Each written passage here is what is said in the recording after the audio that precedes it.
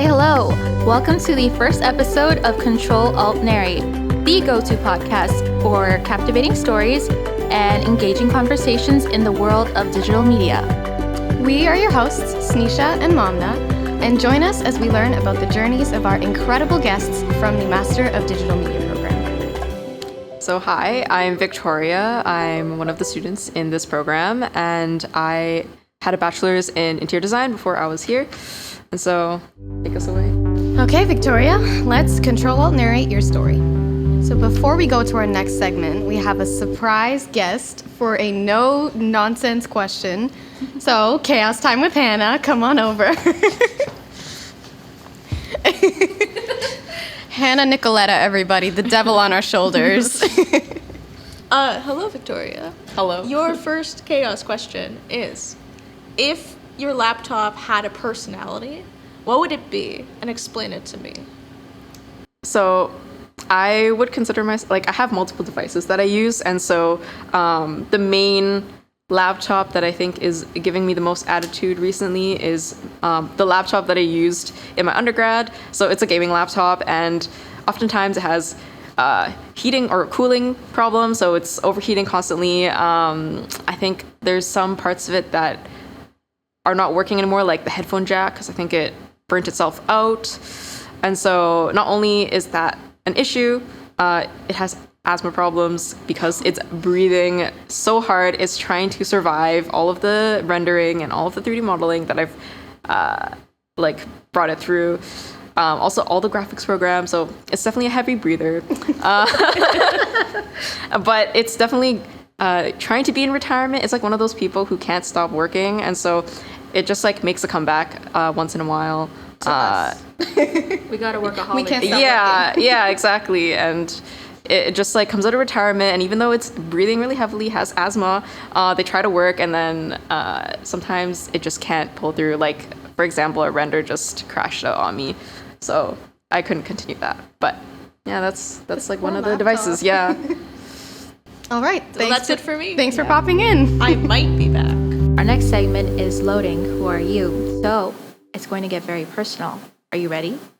Yes. I'm going to ask you very personal questions. We're very nosy on this podcast. We want to know everything about you. What's your blood type? Are you stressed? You should be stressed. I am. What's your blood type? I'm stressed again. I'm stressed again. I'm so sorry. Okay, so what made you gravitate towards MDM? So in my past program, we typically have a thesis of sorts in the fourth year. It was just it's typically one term or a semester, and then you have another that's thesis-like. But I wasn't able to actually do research for one part and then have a nice project afterwards, and so that drew me to pursue a master's. But then I realized that I didn't want to leave the industry or I don't know, take another 3-4 years to complete a master's and develop myself academically. And so I was okay, I need a 1-year or 2-year program. And so when I was searching around, this program seemed like the right fit because not only did it blend technological skills, but also creativity that I want to lean on, and then some other new business skills that I thought that I just wanted to learn if I wanted to go into maybe a career design strategy, which is something I'm aiming for.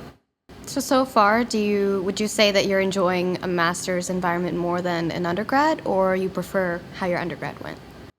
I think my undergrad, I wouldn't change how I went about it, just because I supplemented a lot with different side projects. I think my undergrad, I took it as this is the basis of learning, and so not everybody is going to like what exactly you are learning. And so if I'm not really happy with the courses that are available, I typically went out and found other opportunities. So for example, I was part of the course union for 3 years, and then I was part of the year-end show a couple of years as just an installation where it was a group of students would have a chance to show their installation, something they build, or maybe a little project within that setting. So typically those are shown to industry people who go to that show. And then there's other student work that's displayed there.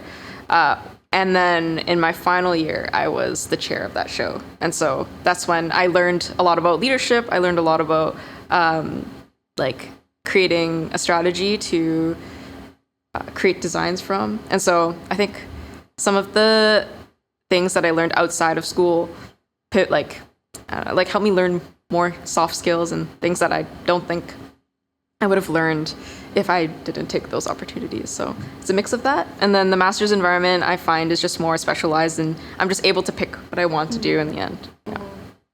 That's definitely a journey, I'm not gonna lie, like going from that to like then chair, and then now you're here. I'm happy you're here. We've worked on a couple group projects together, and like it was really fun to work with you. Yeah, of course. And then also there's this podcast as well, right? So Yeah. I'm working with everybody on the team. So speaking of projects, Yes. tell us about the projects that you're involved in and what you're currently working on. Yeah, so I guess the first thing is this podcast. My role is mainly just production and helping out with the set. And then currently I'm also working on a architecture competition. So it is a kindergarten design, and I'm currently working with a few other peers in the interior design that are a year younger than me. But funny story, so my roommate is actually the main person who pulled together this team, and I had actually done my internship, completed my internship with her being there. So we kind of met up, and then she became my roommate, so I didn't actually know her before that well. And then she was like, actually, I want to do this competition. Would you be interested? And then eventually I was pulled into this team where she also had her friends, and then we're working together now. And then I also, funnily enough, have a Pechakucha that I might be doing that brings memories. Recent memories, like Yeah, exactly. yesterday memories. Yeah. So I'm not really excited to do it again. Like, there's a potential that I could or could not be doing it, but based on my experiences in the class, I'm like, I should try to hone this skill in case such an opportunity, like that opportunity came up. Right, fair enough. I mean, it wasn't for me, but kudos to you. I was gonna say, Diana, if you're listening, that was a challenging assignment. That was I love Diana. She's amazing. But that assignment put us through the ringer. Okay, so what do you wish that people knew about you, or is there a misconception that you'd like to clear up?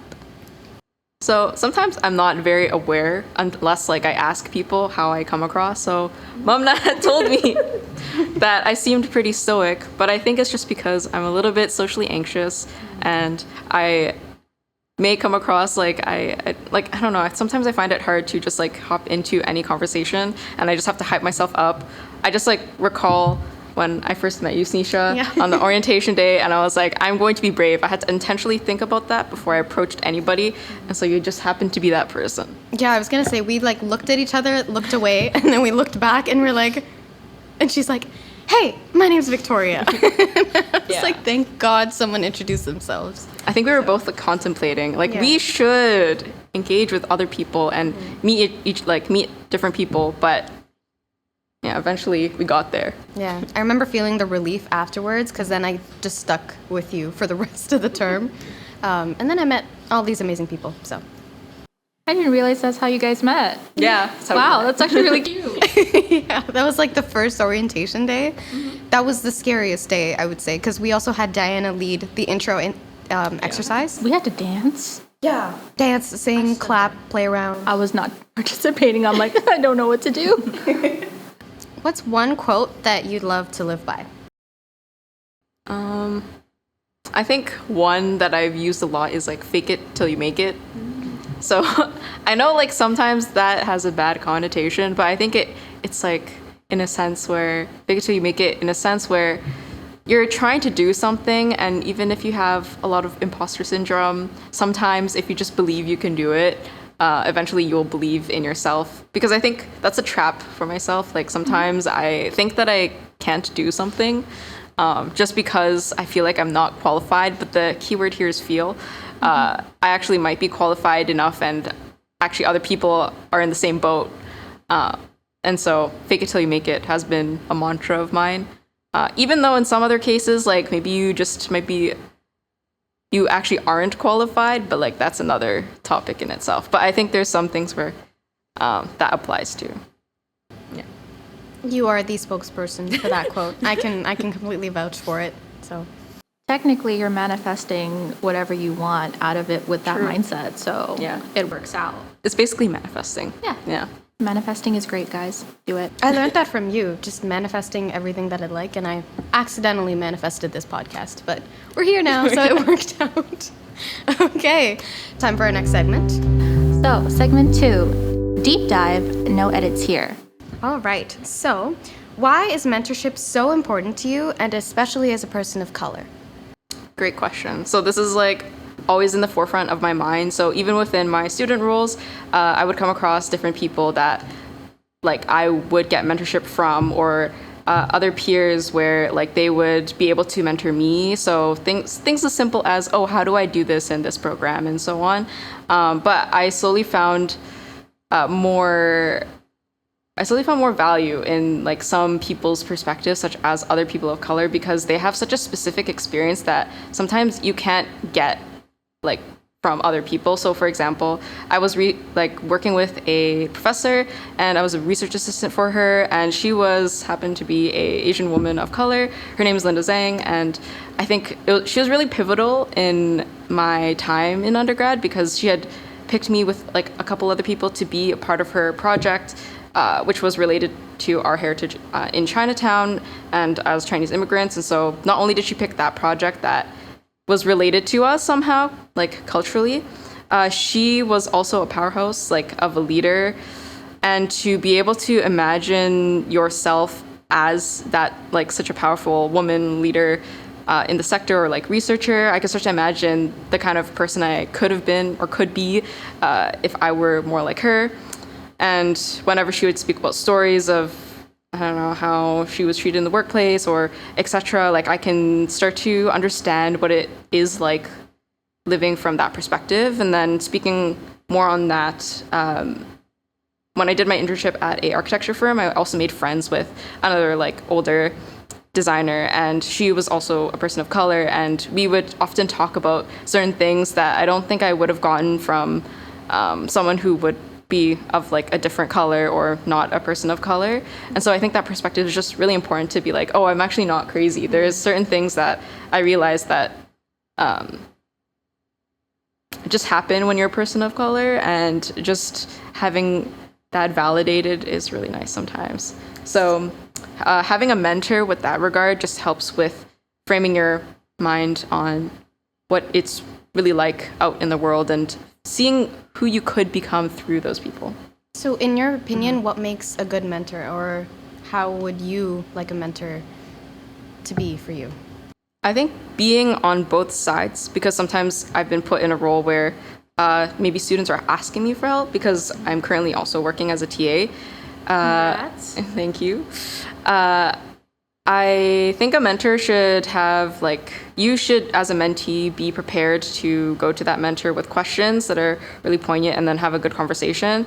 But the mentor should also be, like, responsible for facilitating some of that conversation as well. But it's also could be more casual. So in that case of my coworker, like, I see her pretty often, strangely enough. Like, we just go climbing or play badminton, and it's really casual. And then sometimes if I want some advice, I would actually go to her for advice about certain things, about career or life advice, like where should I go next. And so it's very wholesome. If there were no obstacles in your path, what would your ideal life be like? Good question. Yeah. It is a deep dive. Yeah, it is really deep. If I had no obstacles, this is sort of not really a serious answer to this, but I would want to be in a cabin in the woods, unironically, just like those painters back in the day. They would just hole up in a cabin and just like paint or just create. I think there's something nice about the quietness of being not in the city, just because I lived in suburbia, so it's like the closest thing if you're like in a very like a well-populated area, but like not quite in the city. I think it's a nice mix of that. And then you could just be with yourself and your thoughts, which is nice. Would you have internet there, or would you be a complete nomad? I feel like internet, and then I have the choice to switch it on and off however I please. If the world's a little bit too loud, then I could turn it off. You know? That's fair. That does sound really nice, though. I could use a vacation to a cabin in the woods, you know? Not that the weather's getting warmer. I'm wishing that while I'm struggling with my MRP at the moment. That would be a nice break. Well, the semester's ending soon, so maybe you can just do a last-minute planning. Very true. I'll be in the trunk of your car. Sounds like a plan. Sounds like a plan. If you can fit, you can join. I'll contort. It's fine. Unofficial kidnapping right here. Oh, no. But we heard it here. So no need to panic. No need for an Amber Alert. That's fine. No one's going to call me anyway. Okay. So, who would you say is one person that inspires you? I might be cheating to say, like the professor, Linda, who she always inspires me to work harder and work towards the goals that I want to. And I don't know, working with her in different settings, not only as a research assistant, but also in her classes, I just learned to be a better designer, to keep iterating, to keep looking for good ideas. I think I just became a better designer because I was able to work with her. So I am really inspired by her words when I was working with her. Yeah. That's so sweet. Yeah. So how would you say that you get your motivation back when you face a writer's block? So I guess in my case, it would be a creative block. I would say finding constraints. That's coming back from before. I think whenever I'm stuck, usually I'm just floundering with all the possible options. And then when I really have to get down to it, I end up putting constraints in for myself so that I can't budge, and then I'd have to just go deeper. And so then it'll allow me to push forward, because then if I'm just stuck in a spot, it's usually because there's an illusion of choice, which is no choice in the end. Do you find that you, I guess, turn to a specific type of restraint to get you forced to start thinking? Sometimes it's time, and then I'm like, okay, I can only do 2 tasks. Then I can only limit myself to these 2 tasks. Which tasks do I think are the most important? So just kind of start there. And I know that you love talking to your peers about any ideas that you have. For example, your MRP, I know we were talking about that. How do you draw the line between taking people's opinions and then fully going to their ideas as your main idea? So you're saying just following what they said? Yeah, following what they said versus what you want to do. Because personally, I find it really hard to take other people's advice. I'll always ask, oh, what do you think about it? What do you think about it? And then I'll kind of do what they think about it rather than what I think about it or what I'd want to do. I think the first thing I think about is where I'm initially coming from. So all the research that I did, what exactly led me to come to my original conclusion of what the solution is. And then when I hear what other people have to say, maybe they come up with a solution that I haven't actually thought about. And I'm like, oh, okay, that's a great point. I need to actually research in this sector. And so then I need to go deep dive in there. And then sometimes I've done a little bit of research, or maybe I already went down that rabbit hole. So then I can make the decision, I already figured that out, and so I might not need to consider this idea because I've already considered it. Sometimes I just find, if I'm speaking to people to get opinions on my current ideas, typically I just want to see if where I'm thinking is, I don't know, how other people are thinking, and then seeing how their thoughts are flowing and if they consider something else as they go. I think I don't typically go for the solution that they give me, but more so how they got there, because usually that's usually what I think is more valuable. Because exactly. I remember that you did that. You asked me how I got to a certain point when it came to the thesis question, because you were figuring yours out.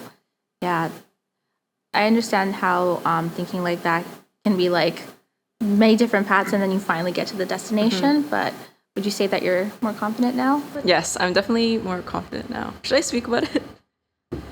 Up to you, honestly. It's still in the air, so maybe I'll just speak a little bit on it. So far, I've decided that my MRP is going to be on creating a remote escape room, and this is loosely. This is Sign me up. This is like loosely based on this game that I had created in the class in fall term, the game design class. And I created this like 3D cube that's 3D printed where you would have to figure out the answer with colors that are on this 3D printed cube, and then you would have to input it into this digital interface. It was very simple, but then I wanted to bring this into a more concrete setting. So if it was in an escape room that was remote, say you ship off this cube object to somebody somewhere, and then you have the second player that's on their device. They both have connection to that game, or they can like speak to each other, and then they just have to input the clues or whatever is on that cube or like additional information to then solve it. The main inspiration was because I started doing a lot of escape rooms, and I just kept looking at tons of media for inspiration, and I found what stuck and like what people were telling me and what I really liked about how people were thinking about certain things. I just remember, which is really funny, I think somebody had mentioned like doing something related to remote board games or something like that. Maybe it was Chris. I don't remember. But it's really funny to think back upon that because those ideas eventually got me to where my brain is at right now. And I was there and I saw the making of a creative genius, which I'm so honored to have witnessed. So You flatter me too much. I'm so excited to see how your MRP turns out. I know how hard you're working on it. So all the best of luck. It's going to be great. And we're going to get to show it off on Industry Day. I'm really excited to see what everyone puts out. I'm also excited to see yours because, you know, from conception to finally like putting it out there, it's going to be a journey for everybody. So once we get there, you know, it'll be full circle almost. Yeah, it'll be fun.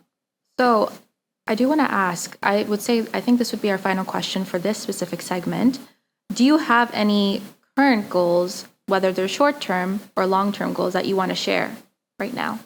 So currently my goal is, I guess a more short-term goal is to finish up my portfolio. I have a lot of projects that are just floating around that are in different stages and of like what I think is completed for each of them. And so I want to complete those projects in my portfolio, maybe make a website because now I have some skills for that. And then long term, I hope to get a job somewhere. Maybe in the industry. I still haven't decided, like the interior design industry, but definitely somewhere where I can flex my creativity and maybe do some research because I think that has been fun. In Toronto or? In Toronto for now, but TBD. That's fair. Welcome to segment 3, Trending or Crashing, a fun take on what's in or maybe should never be. So, Victoria, designing with AI-generated mood boards, do you think it's a helpful shortcut or a creative crutch? I think it's both, but I think it's more of a clutch because you're not I think part of a designer and using mood boards is for curation. That's fair. Okay. Is the obsession with aesthetic Notion setups helping students and workers or just glamorizing burnout culture?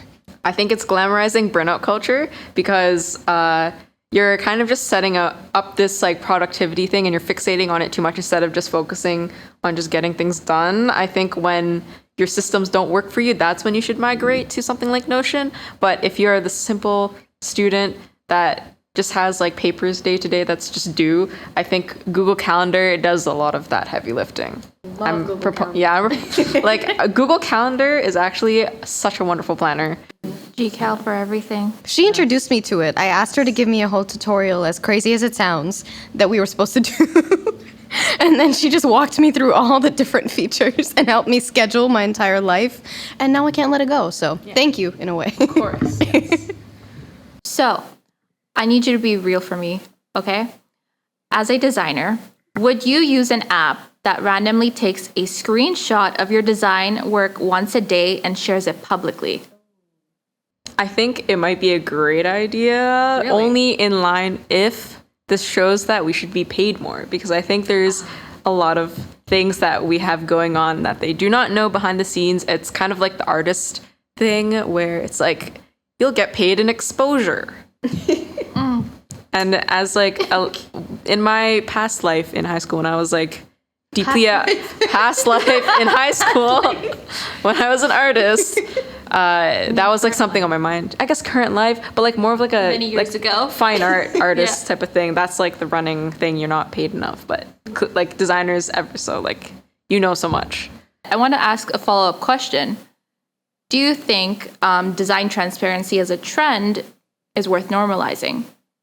I think it's worth normalizing if it means that we can get more legitimized. Like I know like graphic designers, for example, have their own union or like can be registered, or for example, interior designers, they're able to be registered in the province. And so having what is it called, like unions of a sort, not only help promote that, but also having some sort of design transparency of what exactly you're doing and what exactly it should be worth is something that we should push. And I guess I should also mention, one thing I hate the most is design internships that are unpaid. Yes. I don't know why they exist and why they, like, people earn money from the people who are doing those unpaid internships. Yeah. And so that's something I really wish that it did not exist in this world. Paid in exposure, they say. Or they pay for your career, or you're just doing your courses. You're getting your foot in the door. You're going to be working on, okay. Not in this economy. Not in this economy with rent prices right now. Absolutely not. Like, should be legal, but, that's a conversation for another time. Okay, and the globally debated question. I'm sorry, I slammed the table. Okay, would you get a Cybertruck? Would I get a Cybertruck? I would not. It's too sharp. I don't like cars are supposed to be aerodynamic for a reason. They are curved. So if a Cybertruck is pointy, firstly, it's not very aerodynamic, and then also I feel like there's a bunch of safety hazards with it, and they also don't really work well in the winter. So I think with all those design, like, it's not intentional. If we've learned anything, I care about intentional design, and so I feel like there's like moments where it's not intentional, and I just don't like the design. So you can't catch me having a Cybertruck, and I will make fun of it because it's too sharp and pointy. If you have one, it's the end of the world. Is it safe to assume that it's just an apocalypse if you ever get a Cybertruck? Yes, that's the only truck in the world. That's probably why I own it. Good to know. Have you ever touched the point of a Cybertruck? I would rather not. I would rather not. I just want to know how it feels. I just need to go up and... But you can see how it feels. Fair enough. I will ask, do you think that Cybertrucks are now the new punch buggies? Maybe. Because, like, every time I see one and I'm with a friend, I'm like, Cybertruck, don't punch back. Yeah. I always like, look, it's a Cybertruck. It's almost like disbelief, more than something that's fun. I've seen a whole parking lot of them, and I was like, ew, what is that? I was, like, driving somewhere, and we were getting off the highway. I don't even know where I was when I saw there was, like, 5 of them in a row. I'm like, ew, what is that? But anyways, so that is the end of that segment, and we are nearing the end of this episode. So for our outro, Alt before you go, here we wrap things up with flair. Okay, so you're designing a new keyboard. What's one ridiculous, unnecessary button you'd add just for fun? So I know there's a lot of keyboard shortcuts, but I think that we should definitely have one that takes the place, like an undo button, that you don't have to press Ctrl Z for. So just one button, undo, just like enter. And I think that should definitely be on the keyboard. Okay. Good answer. I just wanted to slip in there that Snisha actually forgot what Control Z. Okay, listen. She's like, what is that? I'm like, wait. Listen, sometimes the shortcut list is not automatically in my head, like the times table that we had to memorize. But you have to do it like constantly though. Like, I mean, maybe I just don't make mistakes. Maybe I'm just perfect. Maybe you're just perfect. That's a lie. I'm a perfectionist. I was gonna say, wow, I didn't know you were like that, girl. Like, No, that's a full complete. That's a lie. I can promise you, I just banged on the table after they told me not to. So mistake number 3,000 out of how many ever today? sorry, Hannah. Next question. I know, sorry. Okay, so do you have a joke or one piece of advice to share with everyone? I think getting a mentor in a field that you want to go into, or getting a mentor just for like coaching you through life, or anybody who would be willing to talk to you, I think that's the most valuable thing that you could have in your life, because sometimes you're unsure, and since they have this alternate and sometimes more like knowledgeable perspective that is sometimes just the most helpful. For a second, I thought that you chose the joke option, and I was like, wait, what's funny about this? This isn't a joke. It's more serious. No, I was hoping you would choose the joke option. I didn't want to. I can't make jokes. So I want to ask this question because I feel like it's very, like, not everyone wants to admit it out loud, but what is a weird habit that you have while you're working that you can publicly admit? I would say it's overly checking my emails. Sometimes when I'm in mid-task, I'm like, oh, suddenly I think about, like, there has to be a student that I'm TAing right now who is concerned about XYZ, and so then I want to go check my email for that, or I see a ping because it's like one of the tabs, and so I constantly check that. And I know it's a bad habit to keep checking my email, but I feel like I'm needed, and I keep checking it. To be honest, I understand because I go through that dilemma as well. Actually, I have a personal story where one time I actually downloaded this app that was linked to my Gmail where it would tell me when someone opened my email because I just wanted to be that person. And I sent this email to this one person. They opened it 57 times. Like, I just kept getting a notification, like, they're opening your email. I'm like, okay, you're opening it, but you're not replying. Okay. But yeah, I understand. Maybe they have the tab open, like they have the drafts or like open, so then every single time they go to the tab, it like refreshes. That's my theory. I uninstalled the app after that because I couldn't deal with it. Like 57 times is crazy. But anyways, another question. If Ctrl+Alt+Narrate had merch, what item would you pitch to the team immediately? I think a water bottle, because not only we're speaking so long and we need to be hydrated, but also it's very functional, and outside of this like podcast, we can also just represent. Exactly, represent, and you have to stay hydrated. So that's Okay, hear me out. yes. What about the little Smiskis with Ctrl+Alt t-shirts? That would be adorable, and we can just sell. That's all of our side hustles. Blind Just box. like We could do a blind box. exactly. I was going to say beanie, but like that was really nice. No, she got me. So I visited her place once, and she showed me all the sets, and I was like, oh my god, this is a thing.